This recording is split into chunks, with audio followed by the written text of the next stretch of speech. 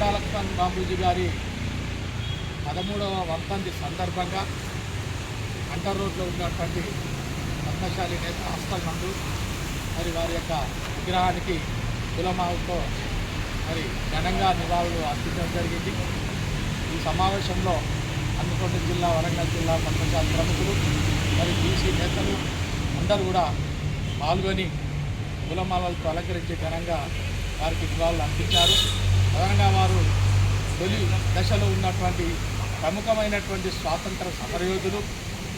అనేకమైనటువంటి ఉద్యమాలలో గాంధీ గారితో కానీ, నెహ్రూ గారితో కానీ, కాంగ్రెస్ వాదులతో అనేకమైనటువంటి ఉద్యమాల్లో పాల్గొని స్వాతంత్ర సమరంలో పోరాడినటువంటి గొప్ప వీరుడు.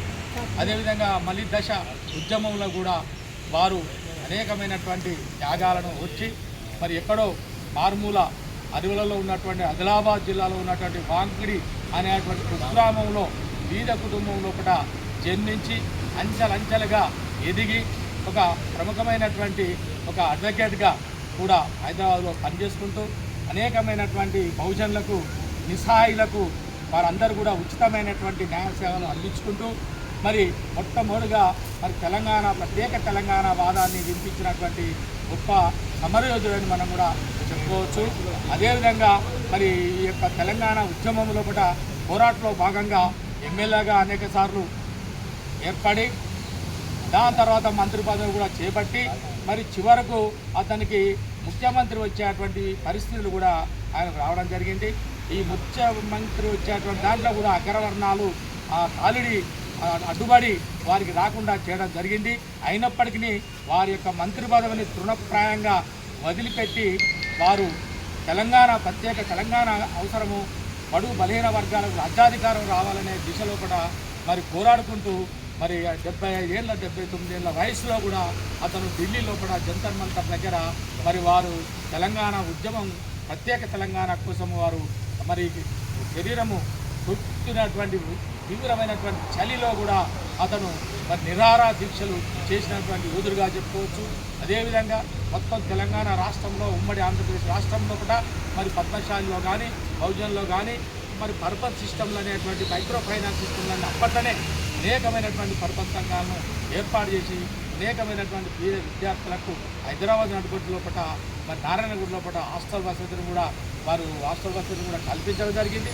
మరి మొత్తం పద్మశాలి లోపల అనేకమైనటువంటి జిల్లాల లోపల కానీ మరి వివిధ రంగాల్లో ప్రముఖమైనటువంటి స్థానాన్ని తీసుకుంటూ మరి ప్రత్యేక తెలంగాణ కోసం మరి కేసీఆర్ ప్రభుత్వానికి పోరాటంలో సందర్భంగా వారికి ఉన్నటువంటి స్వగృహము, హైదరాబాద్లో ఉన్నటువంటి గృహాన్ని కూడా మరి దారాదత్తం చేసినటువంటి మరి జలదిశంలో ఉన్నటువంటి స్వగృహాన్ని కూడా మరి తెలంగాణ ఏర్పాటు కోసం ఇచ్చినటువంటి గొప్ప నాయకుడిగా మనం చెప్పుకుంటాం. కాబట్టి మరి వారి యొక్క ఆశయాలను మనందరం కూడా మరి యువత కానీ బహుజనులందరూ కూడా వారి ఆశయాలను కూడా మనం పోరాడుకుంటూ ప్రత్యేకమైన తెలంగాణలో భాగంగా బహుజనులకు రాజ్యాధికారం, బీసీలకు రాజ్యాధికారం, మరి భవిష్యత్తులో కూడా మన అధికారం మనమే, మన వాటా మనమే, సమానత్వము అన్నీ వచ్చేటట్టుగా మనంతా పోరాడాలని కోరుకుంటూ నేర్చుకున్నాం.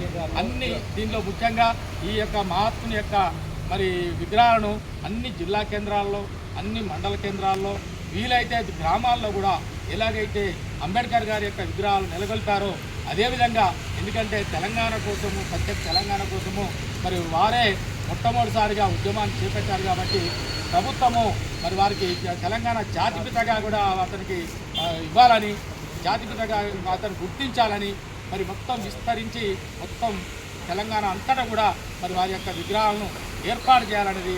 అదేవిధంగా ప్రభుత్వము మరి చాకలి ఐలమ్మ కానీ మరి అట్లాగే మనకు సర్దార్ పాపన్నది కానీ వర్ధంతి, జయంతి ఉత్సవాలు ప్రభుత్వమే ఖర్చు పెట్టి చేస్తున్నది. కానీ మరి ఇంత తెలంగాణ యోధుడు మరి అతను మన కొండా లక్ష్మణ్ బాపూజీ గారిది ఓన్లీ ఒక జయంతి మాత్రమే ప్రభుత్వ ఖర్చుతో చేస్తున్నది. అది కాకుండా కనీసము వచ్చే సంవత్సరం కూడా ప్రభుత్వము, ముఖ్యమంత్రి గారికి మనం డిమాండ్ చేస్తున్నాము. ఈ వేదిక ద్వారా పద్మశాలి సంఘము హన్మకొండ జిల్లా శాఖ నుండి మేము ప్రభుత్వం డిమాండ్ చేస్తున్నాము.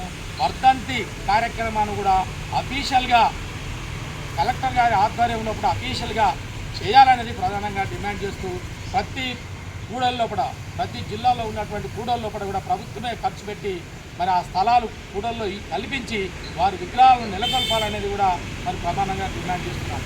అమర్ హే అమర్ హే అమర్ హే అమర్ హే. కూడా ఒక 2 minutes మాట్లాడారు. ఆయన 1969 మొదలుపెట్టి మొదలుపెట్టి పోరాడిండు. మంత్రి చేసిన డాక్టర్ చంద్రమాలయ్య గారు చెప్పినట్టు మంత్రి పదవిలో దృఢప్రాయంగా రిజైన్ చేసిండు. కేవలం తెలంగాణ రాష్ట్రం కోసం రిజైన్ చేసిండు. జలదృష్టిలో ఉన్న ఇల్లు కూడా ఫస్ట్ కేసీఆర్ మీటింగ్ పెట్టింది కూడా తెలంగాణ బౌండరీ సెట్ కథా కార్ఖానా ఏంటి అనేది కూడా మీటింగ్ జలదృష్టిలో బాబుజీ కింద జరిగింది. బాబుజీ గారి కింద జరిగింది. బాబుజీ కింద 3 కోర్సులో తెలంగాణ రాష్ట్రం ఏర్పడాలి, కానీ హద్దులు ఏంటి, ఎక్కడెక్కడ ఉంటాయి, మన తెలంగాణ బౌండరీస్ ఏంటి, ఏం కదా అనేది కూడా కేసీఆర్కు సలహాలు సూచనలు కూడా బాబుజీ గారే. కాబట్టి అధ్యక్ష గారు చెప్పినట్టు ప్రతి గ్రామాన వీలైతే ప్రతి గ్రామాన్ని కూడా బాబుజీ గారు ఏర్పాటు చేయాలి. మండల కేంద్రాల్లో ఏర్పాటు చేయాలి. జిల్లా కేంద్రాలు చాలా చోట్ల ఉన్నాయి, కానీ ఇంకా లేని జిల్లా కేంద్రాల్లో కూడా ఏర్పాటు చేయాలని ప్రభుత్వం డిమాండ్ చేసి అధ్యక్ష గారు చెప్పినట్టు జయంతిని మాత్రం బాబుజీ గారు జయంతిని ప్రభుత్వ సభ్యులు కలెక్టర్లు చేస్తున్నారు, కానీ వర్ధంతిని మాత్రం నిర్వహించట్లేదు. బాగా ఐరమ్మ చేస్తాను, సర్దార్ సామాన్య వాళ్ళే చేస్తున్నారు, జయంతి చేస్తారు, వర్ధంతి చేస్తారు, కానీ బాబుజీ గారు చేయట్లేదు. ప్రధాన డిమాండ్ ఏంటంటే వర్ధంతిని కూడా వచ్చే సంవత్సరం 2020 సంవత్సరం నుంచి కలెక్టర్ ఆధ్వర్యంలో ఖచ్చితంగా జయంతితో కూడా వర్ధంతి డిమాండ్ చేస్తున్నాం. జై బాబుజీ గారు కంపల్సరీగా బాబుజీ గారి ఆశయాలను కొనసాగిద్దాం, ఆయన అడుగుదాం నడుద్దాం. అమర్ హే అమర్ హే